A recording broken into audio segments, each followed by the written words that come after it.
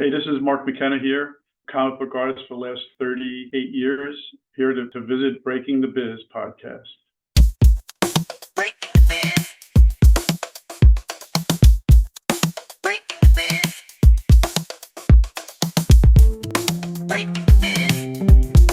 Stay tuned for today's episode of Breaking the Biz, an informative podcast where we dive into the world of entertainment by interviewing seasoned professionals who have made their mark in the industry.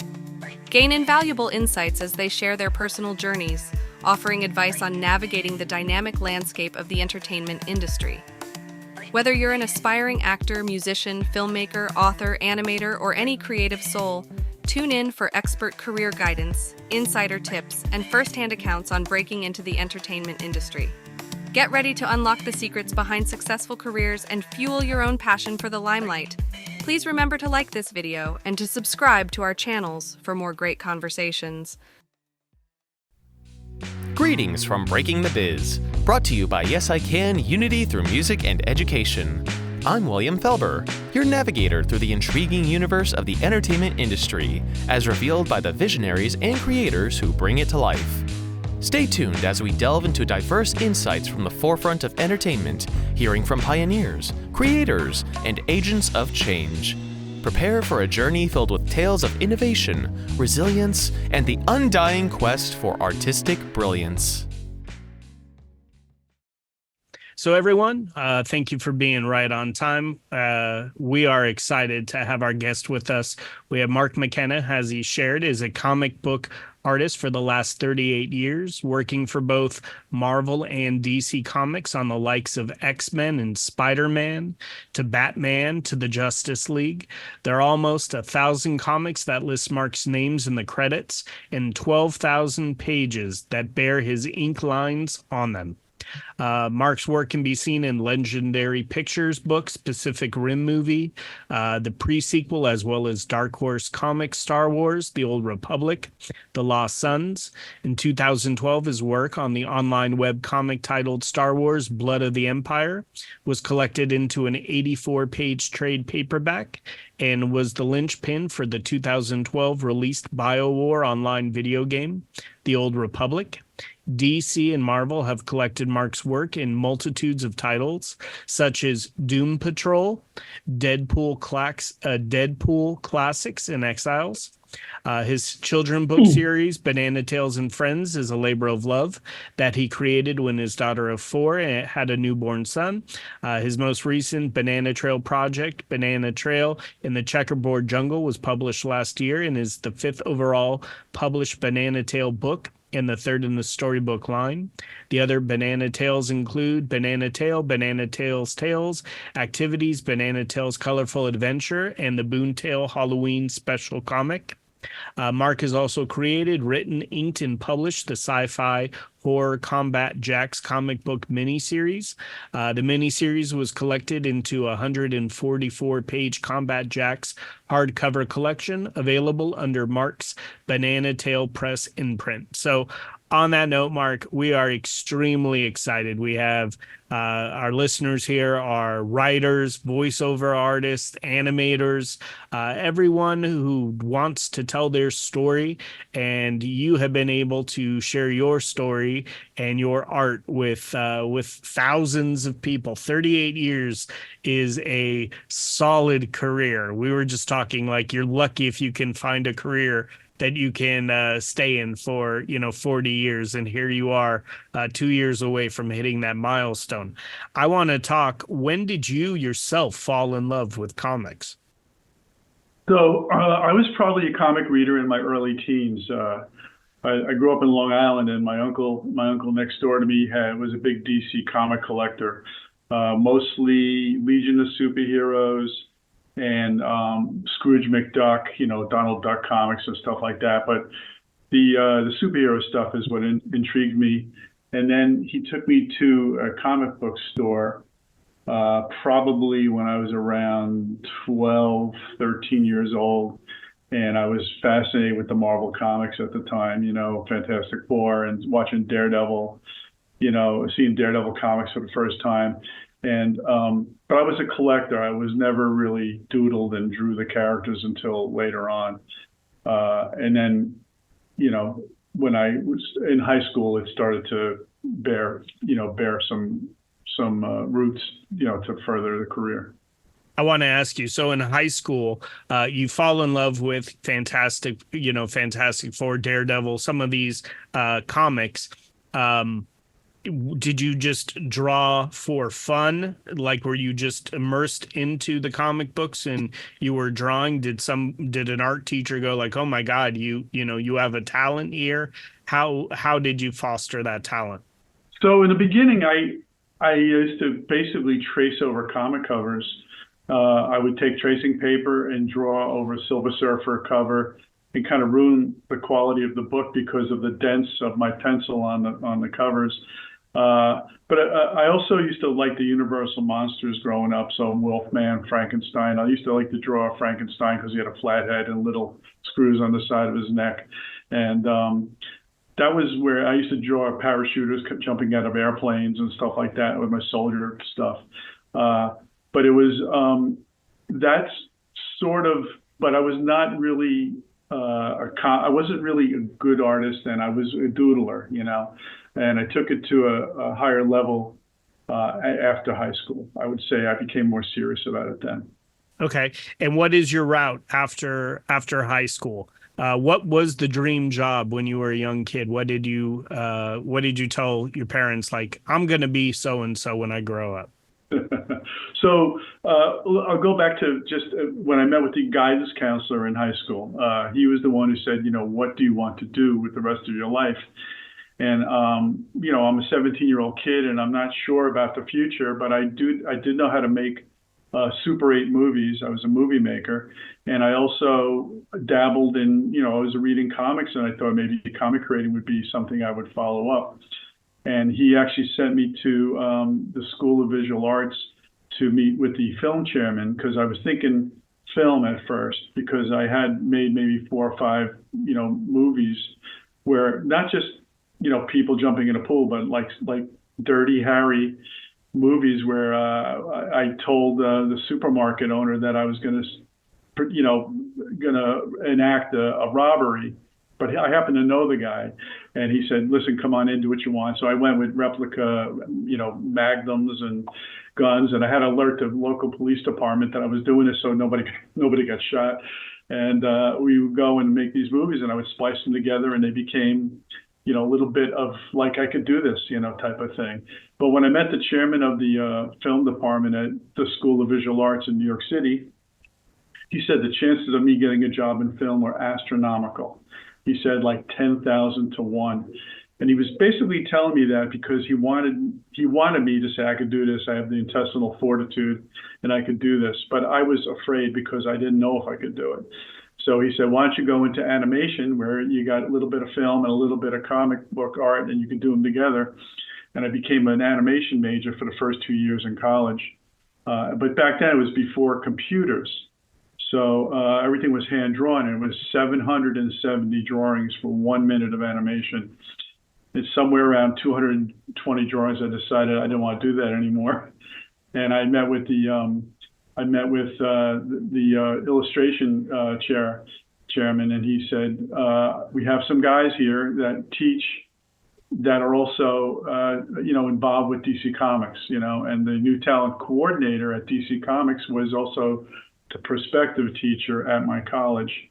And I got up to go to DC Comics and sit next to Clark Kent in the waiting room, and took me in and gave me samples to do. And I went home and I did them, and I came back a month later, and I was expecting to get a job. And what he said to me was, you could do this. You just you need a little more time and a little more development.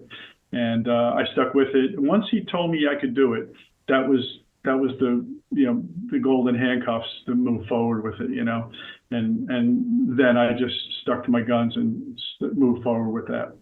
I love your story because we tell, the individuals in our program that it's so much easier to try something, figure out if it is what you love or you don't, and then lead you into what you are passionate about. So Right. obviously animation, as you mentioned, having to draw 700 pictures for a minute, like that is extremely tedious. And obviously now with computers, things move a lot faster, but enough for you to go, this is not what I want to do. So it leads you in the right direction. You do animation, and you get to meet with the person at the college. When he said you've got this, you just got to work a little bit harder. Obviously, that was that motivation. How much longer did you work on the craft before did you get an internship or a job right after that, after school? That's a good question. So what happened was DC was having comic classes every other Friday for new talent guys. He was a new talent coordinator. His name was Sal Almondola at DC Comics, and he was trying to prep the upcoming guys and girls that were going to hopefully get in the business. So we would go in every other Friday with our samples. He would send us home with homework, and we'd come back with samples. And then he would do round robin. You go around the table and talk to, what works, what doesn't work, what do you need to get better. But also, DC Comics was on 555 Fifth Avenue, around 50-something Street, and Marvel was on 28th Street and Park Avenue South. And I lived in Long Island, so I would take the train to Penn Station, New York, and then go to DC. And then after my DC class, I'd go to Marvel and show them my samples from DC. And that's what got me started at Marvel, really, because DC saw me as a guy who's in developing and not there yet. And then Marvel actually had a job available for production job doing art corrections. And I met with the G.I. Joe editor, Elliot Brown, and said, we have a program here. It runs anywhere from 6 months to a year. And if you decide to do it, we pay minimum wage. You have to come in. It's a 40-hour job, but you're here working in the offices in the Marvel bullpen with art, with art that's seen monthly in comics. And at the time, I couldn't really afford to do $4.50 an hour. That's what the minimum wage was at the time, because my commuting fee alone would have been too much. But it took them 3 times for me to say, "Here's my problem. I have to be able to pay my bills and go back and forth and make it work for me." And he said, "What if I got you a supporting jobs, inking, helping other artists with the ink work, like you doing buildings or cars, and then they do the figure work, and that way you get to interact with the other artists." I said, "Well, let's move forward then," and went from there. I love it. So you get to work on the G.I. Joe franchise. You're working with other artists. Obviously, collaboration is a very important thing. What is the next step? And I want everyone to see, like, it wasn't immediate working on comics. You mentioned cards, still under the wheelhouse. And, sometimes people think like, oh, I'm just going to get to work directly with Star Wars or Lucas. And, people don't understand that sometimes you have to do a lot of different jobs under the umbrella to get to what you eventually want to do, which, Right. Ended up becoming your career. So I'm curious, after the cards, what's the next step? When you say cards, Did you say you were doing a GI Joe card, or was it a comic? What I did for G.I. Joe was Order of Battle was just the weapons and the vehicles that were in G.I. Joe. And I did the cover to number 4, which is just basically a lot of weapons and tanks. I did do trading cards for Marvel later, Marvel Universe 4. I did a bunch of trading cards for Marvel, and then did a bunch of trading cards for Marvel DC. But there wasn't a lot of money in trading cards. I think they paid you $4 a card, and you have to do 10 or 15 a day in order to make any kind of money out of it. Got it. So I stayed at Marvel, and I got hired by the art director in '85. So originally in 1984, I said no twice, and then in April of '85, he said to me, "Listen, you have to either say yes to this position, or I got to take your name off the list doing production work." And I said, "Well," I explained myself. And he said, "Oh, I can get you extra work." And I said yes. And I moved into Staten Island with my sister and took the Staten Island ferry every day to New York downtown, hopped on a train and went to Marvel. I did that for about 18 months. Once I was in Marvel at the offices, I wasn't going to let it go. I was going to make it work. So I would go in at 9 in the morning. I would stay past 5. I'd grab dinner. I'd go back to the offices. I would get kicked out of the office around midnight when the security guard said, "You got to go home." But being there was the most important thing, and letting everybody know that you were passionate about it. But the other thing with Marvel is they wouldn't hire me to do regular comics because they saw me as a production guy. But now I went back to DC with my art samples, which originally I went to Marvel with my DC samples. Now I went to DC, and I went to meet with the new special project editor to do lunchbox designs and things like that. And the guy was on an extended lunch break, but I heard somebody else in the offices. And I went into the office and I dropped off my samples. And the next day I got a call from the editor, and they offered me a contract at DC to do a book called Dr. Fate. And it was a full benefit package. It had medical benefits, bonus at the end. And I stayed with DC from 1987 to 1991. What a cool way to play the two powerhouses and go back and forth and get what you want. What I do want to point out, and I want to give you major kudos on it too. It obviously shows your strong growth mindset and your willingness to get it done. You mentioned once you got your foot in the door in Marvel, you were not going to leave. I love your the fact of you took the train, jumped on the ferry, did whatever you had to do, get there at 9, work the entire day, then go have dinner, and then come back and then be like the last one out the building when security is saying it's time to go. Right. Guest speakers like yourself have echoed when indeed you go above and beyond and you work harder than the average Joe. That is when you get movement. That is when people see your dedication. That is when people see your passion. That's when people see that you're really trying to put in those 10,000 hours to master your gift in your art. So I just have to give you kudos on that, because that is how you separate yourself from the others. There are going to be plenty of talented people that you will compete with, if that's video game design, comic book art, graphic design, movie making, editing. But if you work harder than all of those people, I'd much rather have someone who works extremely hard than the most talented individual. And then what's even better is having a talented individual who's willing to work hard, like yourself. Yeah. So, yeah, it's right. Kudos to you. So after that, you get the benefits, the whole package, the bonus. What comes next after you complete that project? So I stayed with DC for 4 years. I was on Dr. Fate. I was on Legion of Superheroes. I was on a book called The Griffin, and I was on Doom Patrol, which was, I don't know if everybody knows Doom Patrol, but it was also a TV show that was running on HBO. Originally it was at DC, had its own channel.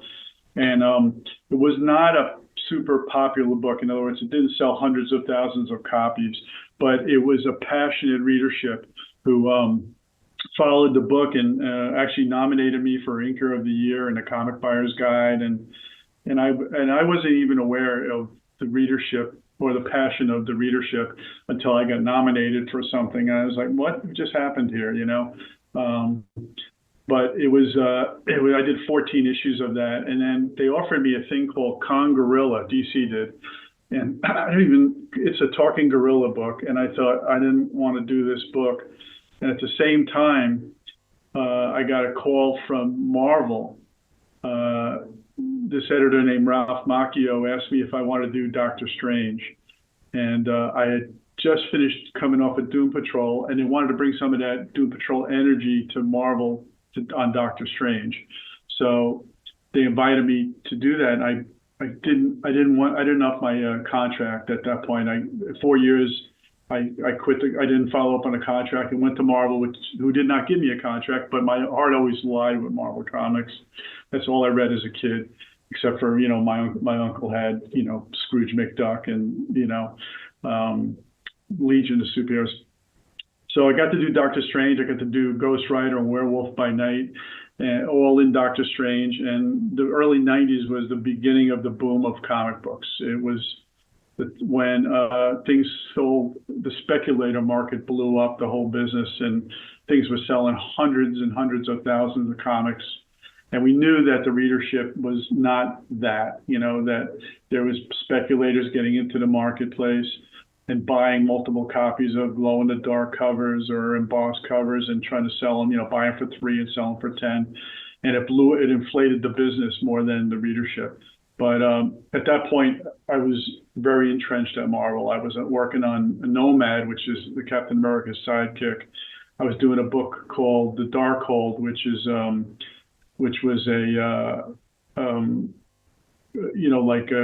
the books of I forgot, it was a kind of like an occult book, and I did a Scarlet Witch miniseries, and I went on to do Iron Man, and I just worked on Punisher. I did the Punisher Summer Special and worked on all 3 Punisher series, so I was very entrenched. And when I was walking in, now I'm a freelancer at this point, I'm not working on staff anymore, so I'm working out of my house.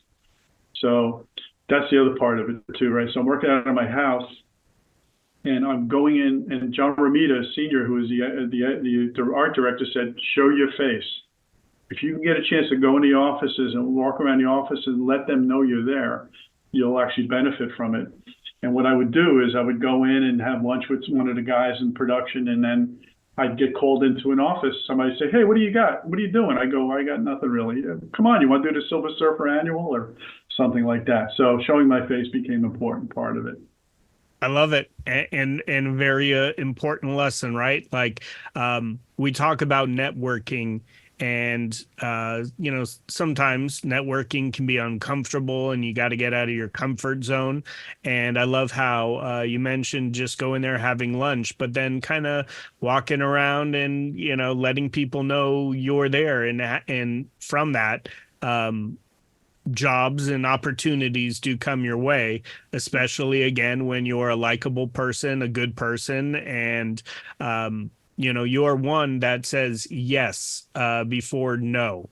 And I think that's also a very important lesson, is sometimes you have to say yes because that leads to other opportunities. Is there a case where you said yes and it just more jobs came your way, more projects? Yeah, it happened quite often, because if you made your deadlines and your quality level was good, that editor would not hesitate to call you again. That gets tricky too, because if you say yes and you mess up your deadlines, they're not going to call you. Or if you say no, they might not call you anyhow. So it's a little bit of a double-edged sword that way. So the idea is you want to say yes, and you want to make sure you have enough cushion to get. There was a lot of sleepless nights, Brett, that I would have to work till 6 in the morning to make deadlines. But at that point, I was entrenched in the business. You got paid to do it, and you wanted to. You're passionate about the business. You're in a place where you want to be, and that was the big deal for me. Yeah, I imagine there's lots of energy. I mean, there's legacy comics coming out of those areas, out of those studios and those franchises. The excitement's there. And it seems as though you always said yes to projects that you knew that you would be able to take care of, and you picked the right projects. Obviously, the Batman and the Superman, and, those are huge. Deadpool. I imagine they were popular in the 90s. Did you have any vision that they were going to be as popular as they are now? No, it was no movies back then, right? X-Men movie in 2001 or 2003, I forgot which year, which is a good little story too, because I got to do the Wolverine movie prequel, which basically led into the movie. And Marvel, when they hired me to do that book, it was a 48-page one shot, and they took the first 16 pages and they made it a Toys R Us freebie. If anybody who was in Toys R Us at the time would buy something, they would give them my comic book, a 16-page teaser. And then when you bought a ticket to go to the movie theater, they gave you that comic book. And I was like, I went to see the movie and they gave me my own comic book, which was very surreal. So I'm looking around in the audience and I'm seeing all these people reading the comic. That's the book I did, It was really kind of an out-of-body experience, Did anybody recognize you as the artist? Once in a while I got that. I'd be at an EBX, electronic boutique video store, and the guy would say, "You're Mark McKenna." I go, "How do you know that?" He goes, I go to Comic Cons and I've seen you. Not a lot of times. And then you get to meet celebrities sometimes who they know who you are, but you're like, your eyes are like saucers because, they're acknowledging who you are, which is always fun, That's awesome. I love it. You bringing me back nostalgic to Toys R Us. Lord, I would give anything for a Toys R Us again. Same. Everyone loves a little Toys R Us. Let me ask you, right there. Mark. I want to mentor. Like, obviously, you're paying it forward and you're sharing your insight and your story with us tonight. Was there a mentor for you, or is there still a mentor now? I imagine you mentor a lot of young comic book artists, writers who come to you for advice and for constructive criticism. Is there someone that you go to or a mentor that comes to mind for you? So for a bunch of years when I was assisting other artists, guys that I would look up to as a kid, and now I'm working with them, I would watch over their shoulder when they were working to see how they would handle the art tools. Would they go left to right? Would they go down? However they would work. And I would try to mimic that. So when I got home, I would say, okay, I'll use my elbow and my wrist, and then my curves go that way. Don't be afraid to use a ruler with flat edges and things like that.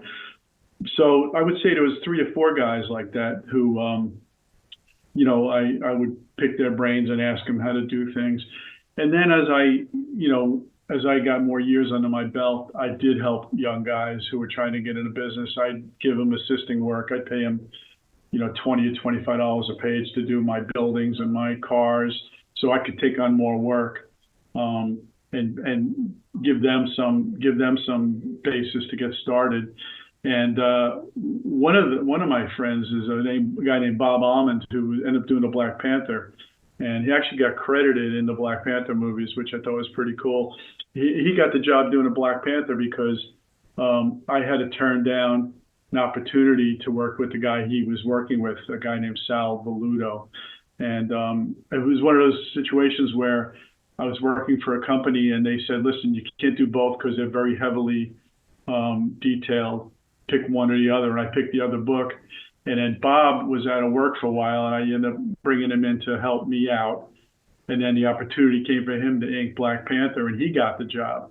And I don't feel bad about that because I would help people out all the time. If people say, an opportunity for me to get a job, and I go, yeah, I can't do this. I'll put your name in. And I would do it all the time. It never always came back to you. I was selfless that way, but people weren't as, great about giving back that way. It's just part of the business, but I would say there's 3 guys out there that have developed into their own. I'm very proud of them, because they worked underneath me. One guy came from San Jose, California. I fly him all the way across country to New York or New Jersey, wherever I was living at the time. And we would do what I call jungle art. We would sit in a room for 5 or 6 days, basically shower, eat, and go back to work. And we did this because I was doing the Spider-Man annual, and I was doing the X Factor annual, and I was doing my regular books. So I was doing so much work that I had this guy, and we were just throwing pages back and forth at each other. And that's how I got a lot of work done back then. I absolutely love it. Talk me through the collaboration with the writers and how are you storyboarding the art? How does that get created from the writer? Yeah. So the writer is giving you an option of either writing with full script or plot. If it's full script, the writer is giving you specifically what's happening, panel by panel, page by page. Full plot, he'll just tell you what's happening on a page, and then it's the artist's decision on how he wants to create the page for the most impact. The writers who are visual are the guys that work best with the artist, right? Because they can get a sense of where they want things to go. Because there are things like if you're looking at a page of Batman on a rooftop while he's looking at a robbery below, now you get the perspective of Batman looking down off the rooftop, or you could be at the robbers down below looking up at Batman. That's a different way of handling it, but I'm sure every artist would do it a different way for dynamic, especially if it's an important page.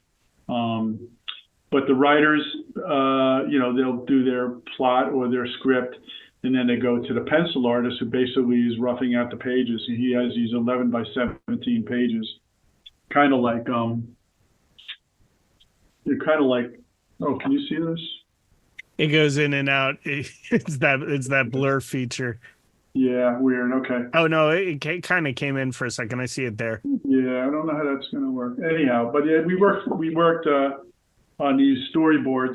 We did them loose, and then when you got them approved by the editor, because there's an editor involved with all of this stuff, right? The editor is the guy who takes it from the writer to the penciler to the inker to the letterer to the colorist. So it goes through 5 different hands. And before, you used to have to send them in through FedEx. Everything was FedEx and, mail. But then FTP and computers came involved. And that expedited everything and made it a lot quicker for them to have an FTP site where you could put the ink art in, and then the letter could pull it out and put it right back in. And, it saved probably a month over each issue because of all the time the stuff would be up in the air, flying from South America or wherever the artists were, So let's talk about, the digital fluency, and obviously technology comes into play. You did it where you had to do everything piece by piece. And then, as computers come around, were you a Rage Against the Machine type, or were you one who embraced the technology and just because you could see how much faster and the collaboration piece? Yeah. So originally, when I was sending in FedEx, I had been in the business, for 25, almost 30 years. And my editor would say to me, there's only 15% left of the guys who actually send in the artwork physically. He says, and you're one of them. I said, well, how do I get past that? He says, you have to get yourself a flatbed scanner that handles 11 by 17 art. You have to know how to be able to print out what they call blue lines. Blue lines are non-repro blue ink that gets printed out, and you use it as a guide to do your ink work. And when you put it back in the scanner, the blue line drops out, so you get a nice crisp black plate of what you intended. So that, and because it was so immediate, I mean, I took on a job helping out on a Justice League book a day after Easter, I don't know how many years ago, and the editor says, the artist lives in South America. I said, I'll see the pages in 3 days. He says, you'll have them in 10 minutes. It's because he was sending them through, a 600 DPI scan through the internet. And once I figured out that's going to make my life easier and more people want to work with me, because nobody wants to accrue the expense of FedEx.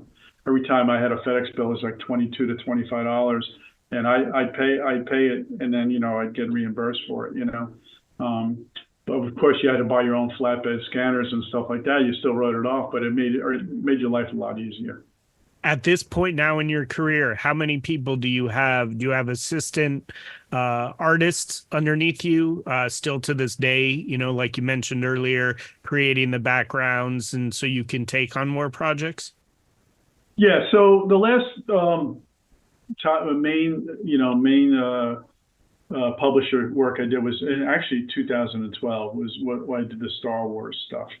I did it for Dark Horse, and then Disney bought, Star Wars, and it became that, and they reprinted my stuff there.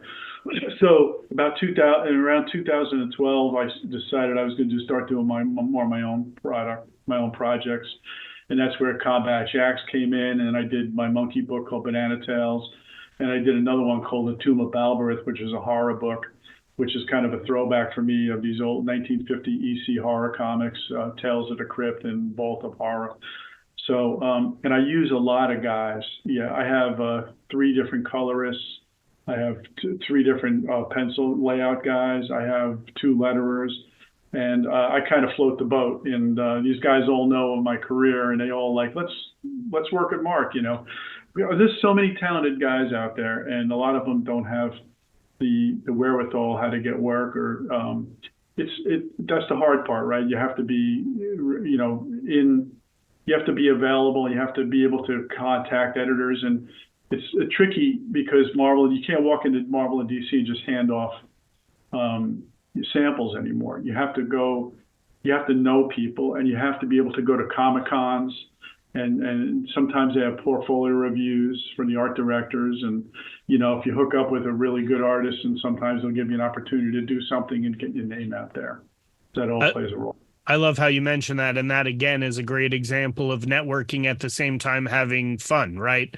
Comic Cons are cool, and, people are dressed up and cosplay.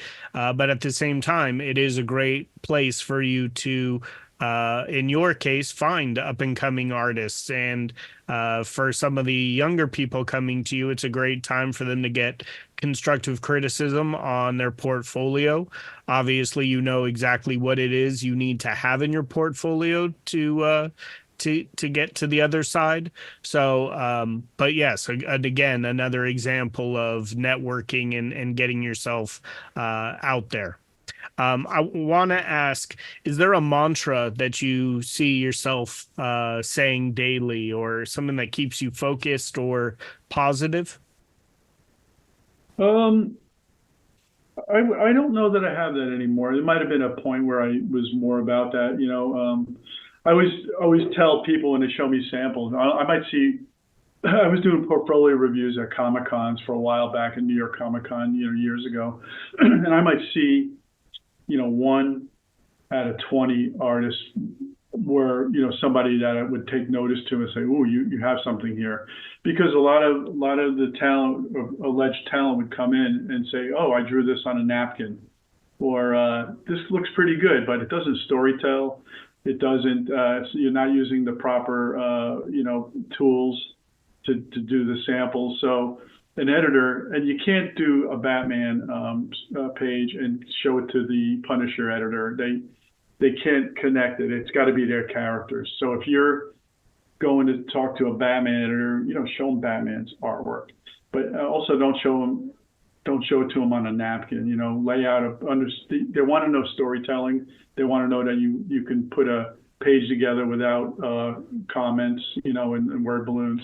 That it flows, because you're able to move the camera around and things like that. Okay. So you obviously have experience with storytelling. You've created the visuals for people's, for writers and editors, and then you now get to your own, your own pieces and your own stories. Did you learn from all of those other writers and editors to take, what you learned and then apply it to your own personal projects?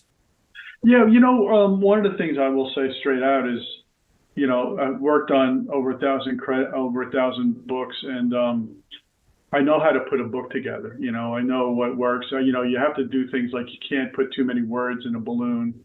There's a limit. To tell you the rule of thumb is under 25 words per panel. Like that type of thing. And visually, if you're seeing it, you don't have to repeat it in text.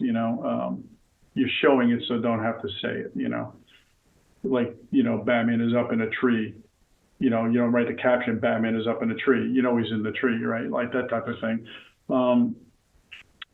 Did I lose something there with the rest No, of that? no, no. Just obviously learning from others and rule of thumb, working on all of those pieces. Obviously, less words in the bubble and just kind of learning from the editors and other artists to then take it to, your own projects. From your Right. own projects that you've created, do you ever envision those coming to, like obviously Marvel and DC take over when it comes to summer blockbusters and movies? Is there anything that you've created on your own that you feel will eventually hit the silver screen? It's what's really cool about Combat Jacks is it's Space Marines versus Alien Jack-o'-lanterns. Um, and if you're familiar with John Carpenter, the Halloween director, Hmm. his wife wrote the introduction to my book, John Carpenter. So I was thinking, wouldn't this be the coolest thing if John Carpenter made a Jack-o'-lantern book based on my characters? So in my mind, that is something that I always get a kick out of. I had a guy who was a filmmaker in Buffalo, New York, put together a little stop motion film for me that he did with a pumpkin and some Space Marines, which you can find it on the Combat Jacks website. It's called Punkin Chunkin or something like that, which it's a 45-second thing he did, which is really a lot of fun. Banana Tail was something I always sent it to Nickelodeon years ago and thought that they had some legs, but the reason I thought I had something with Banana Tail is because Golden Books, who is a famous children's book publisher, did the Pokey Little Puppy and the Saggy Baggy Elephant. Oh, probably 75 years of doing kids books. They had reached out to me and asked me if I would be interested in Banana Tail being part of one of their other IPs, other characters. And I thought, yeah, and I was going to meet with my editor at Golden Books on a Thursday, and I called her up on Tuesday, and she got laid off, and they went bankrupt. Golden Books at the same time, and I thought, how did this happen? I was ready to cash in on something, but what it did do for me is it made me realize I had something special and I could do it myself. And that's why I have 4 books out now, and I sold 2,000 copies of the first book. And I use my background as a comic book artist to help promote that through comic book websites and things like that. I love it. Taking where others could go, oh my God, I was so close and it didn't work. And you look at it as, okay, but now I know that I'm on to something and I can just do it myself, which is a very valuable lesson. And when you see what you're creating and the value there, I want to ask, what's the biggest piece of advice you would give to a younger Mark? You've done almost 40 years in this industry. What would you tell Mark 20 years into this industry? Just because your mother thinks you're a good artist doesn't mean you are. I mean, you have to listen to the pros. I think if there's a threat to some people that you show samples to. I'm never a guy that's going to be threatened by samples. I want everybody to succeed, but there might be some guys out there that don't want the competition, right? But I would say listen to everybody and and formulate your own plan on that. It's also a good idea it's not a bad idea to copy people's, what you look like, right? You can learn from copying other people's art, and then somehow your own style will come from that. You can look at different guys who draw comic books and go, oh, that's Gene Colan, oh, that's Jack Kirby, oh, that's this guy or that guy, because you've seen so many of their pages and how they draw their characters and how they handle their ink tools. So I believe that you generate your own style by looking at other people's and emulating them, and then eventually pulling your own style from that. I think that's the best way to honestly be original. You take and you admire certain artists and styles. And even when you mentioned, when you would go in there and watch those who came before you, how they did their coloring, their shading, how they moved the elbow to the wrist. Some people just don't soak it up like a SpongeBob. And in your case, you understood that those before you who were successful, you can learn a lot from them. And eventually, the people you look up to, you see yourself in the same room with those artists that you've always admired. So emulating somebody's work, as long as you're, keeping it to a point where you are putting in your originality along with the things that you admire, I think that's honestly the way to go. Mm-hmm. Yeah, you could you're paying homage to them. You're giving them a tip of the cap. There's also stealing too. You don't want to do that. Yeah. 100%. Is there ever this can be my last question, then I'm going to turn it over to questions from the crew here.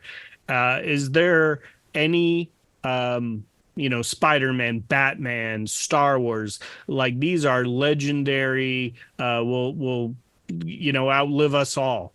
Was there anyone that was like more difficult or held to a higher standard, with Batman, Spider-Man, working on X-Men, Deadpool, Star Wars? The licensed projects were always the ones that are a little trickier because you had to run them through the studio. So Star Wars had to be approved by, every time you did a Star Wars project, every page had to go through, Lucas and be approved, that you got it right, and it took longer to do those books because of the approval process. But and then of course the iconic characters like Batman, I lasted 6 issues on Detective, excuse me, and it's just because they wanted to change the team. But you got a lot more eyes on you, right? When it's an iconic character versus a second string character. But doing the original Batman and Detective from 1938 was short-lived, but it was awesome at the same time because I got to do that. I worked on Spider-Man 375. It was a metallic 35th anniversary issue of Spider-Man, and you can't take that away from me.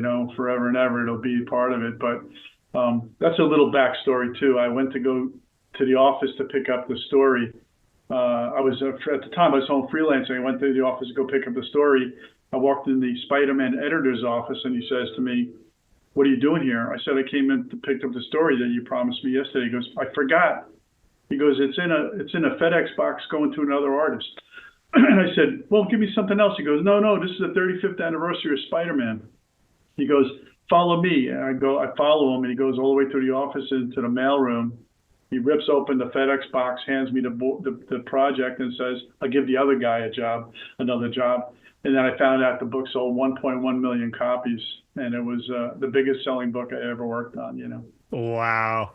That is a super cool story. Sometimes it's about being in the right place at the right time. But on top of that, it takes you getting out of that comfort zone again to be in the right place at the right time. Yeah. And if you want something, you can't just sit back. You have to go and grab it. And, the 35th anniversary of Spider-Man is definitely one to go grab. I love it. Mark, it's amazing. Before I turn it over to questions, just how you kind of went from animation and directing movies and being able to story tell. I think an artist has to be able to get that story across through their art. It's just amazing to me how your career goes completely full circle there with tapping into all of those different skill sets. Like obviously being able to make a movie and it helps with telling the story. The art helps with telling the story. The animation helps with the storyboarding and how it's going to be put together. I just absolutely love it. And on that note, I'm going to pass it along to Clemente for the first question. Hello, Mike. Hey, Clemente. I'm a big fan of Marvel and DC Comics. I read comics in my free time. So my question to you is, where do you find your inspiration when creating a storyboard? A lot of times the characters have model sheets. Like Spider-Man, you would have to be able to ask the editor, the characters I need to do the story, where do I get the information for them if I don't know the characters? And they will be able to send you what they call a Bible, which is all the characters, front on, sideways, and backwards, so you get to see them. And I think that becomes a very important part of it. Mark, I just want to thank you again for making time. I'm so glad we were able to arrange it and work in with your schedule. I want to wish you continued success in all that you do. You are a GOAT, and we are so blessed to have you here with us tonight. Thank you so much for having me. As we conclude another enriching episode, we hope you found inspiration in the stories shared today. Let's take a moment to honor Yes I Can's role in bringing Breaking the Biz to life. Yes I Can's commitment to empowering young people with disabilities through education, advocacy, and mentorship shines brightly, paving paths of opportunity and dialogue. This podcast celebrates the organization's dedication to nurturing talent and facilitating impactful discussions. Breaking the Biz is more than a podcast. It's a part of Yes I Can's broader mission to amplify voices, dismantle barriers, and craft a world that's more inclusive and accessible for everyone. Each episode is a chapter in our shared narrative of progress, education, and empowerment, driven by the spirit of Yes I Can. Thank you for spending your time with us on Breaking the Biz. Continue to challenge the status quo and share stories that resonate. Until our paths cross again, let's keep transforming aspirations into achievements and infuse every endeavor with optimism. Here's to advancing the landscape of the entertainment industry, one episode at a time. I'm your host, William Felber. See you next time.